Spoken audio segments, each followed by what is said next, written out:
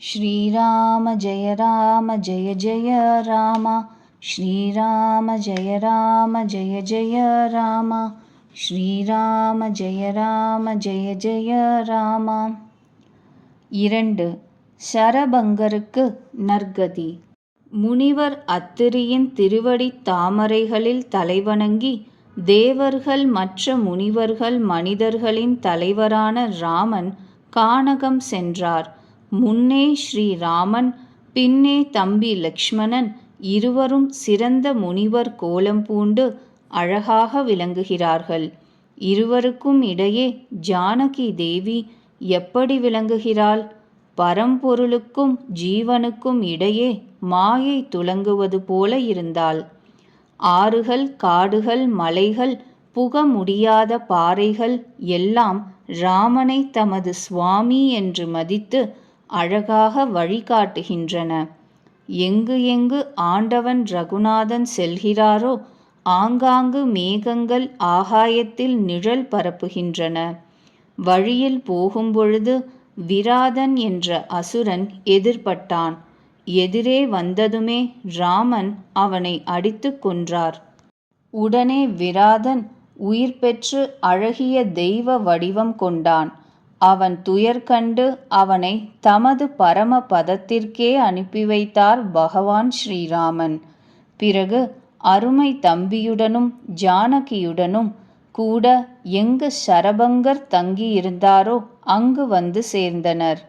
ஸ்ரீராமனின் முகத் தாமரை கண்டு முனிவர் கோமானின் கண்களாகிய வண்டுகள் ஆர்வத்துடன் மொய்க்கின்றன. சரபங்கரின் பிறவி பயன் பெற்றது. முனிவர் கூறினார், கருணையுள்ள ரகுவீரனே, சங்கரரின் மனமாகிய மானச பொய்கையில் வாழும் அன்னப் பறவை அரசே, கேளுங்கள், நான் பிரம்மலோகம் போவதாக இருந்தேன். ராமன் இக்காட்டிற்கு வருகிறார் என்று காதில் கேட்டேன். அது முதல் பகல் இரவு எப்பொழுதும் வரும் வழி நோக்கி காத்திருக்கிறேன். ஐயா, பிரபுவை தரிசித்து என் உள்ளம் குளிர்ந்து விட்டது. நான் சாதனைகள் எல்லாம் புரியாதவன், தங்களுடைய ஏழை ஊழியன் என்று ஏற்று என்பால் அருள் பாலித்திருக்கிறீர்கள். தேவனே, இது என்பால் மட்டும் தங்களுடைய சலுகை அல்ல. பக்தர்களின் மனம் கவர்பவனே, இவ்விதம் செய்து தாங்கள் தங்களுடைய உறுதி மொழியை நிறைவேற்றுகிறீர்கள். இப்பொழுது இந்த ஏழையின் மேன்மை பொருட்டு நான் உடலை துறந்து திருவடி சேரும் வரை சற்று காத்திருக்க வேண்டும். யோகம், யாகம், ஜபம், தவம், விரதம் என்று என்னையெல்லாம் முனிவர் செய்திருந்தாரோ அவற்றையெல்லாம் பிரபுவிடம் ஒப்புவித்து பக்தி வேண்டும் என வரம் பெற்றார். இவ்விதம் பக்தி பெற்று தானே சிதை அமைத்து கொண்டு சரபங்கர் உள்ளத்தில் ஆசைகளை துறந்து அதில் ஏறி அமர்ந்தார். நீலமேகம் போல ஷியாமல திருமேனி பெற்ற சகுணஸ்வரூபமான ராமா, சீதையுடனும் தம்பி லக்ஷ்மணனும் பிரபு இடைவிடாது என் உள்ளத்தில் வாழ வேண்டும்.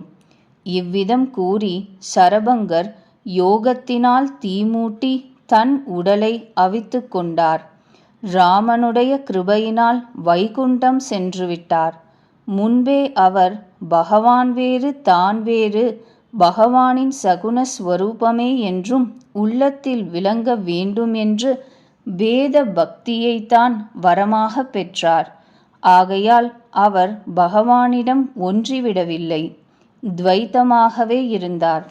முனிவர்கள் கூட்டம் முனிவர் கோமானின் இந்த பேற்றை கண்ணார கண்டு தமது உள்ளங்களில் மிகவும் மகிழ்ச்சி பெற்றது. முனிவர்களின் கூட்டம் எல்லாம் ராமனை துதிக்கின்றன. சரணமடைந்தவரை காக்கும் கருணையின் காரணமான பிரபுவுக்கு வந்தனம் என்று கோஷமிட்டன. பிறகு ராமன் மேலும் காட்டில் நடந்தார். சிறந்த முனிவர்களின் பல கூட்டங்கள் அவர்களுடன் நடந்தன. ஆங்காங்கு எலும்பு கூடுகளைக் கண்டு மிகவும் உள்ளம் கனிந்து முனிவர்களை வினவினார். முனிவர்கள் கூறினார்கள், சுவாமி, தாங்கள் எல்லாம் அறிந்தவர், உள்ளத்தில் உறைபவர். உங்களுக்கே தெரிந்தும் கூட ஏன் கேட்கிறீர்கள்?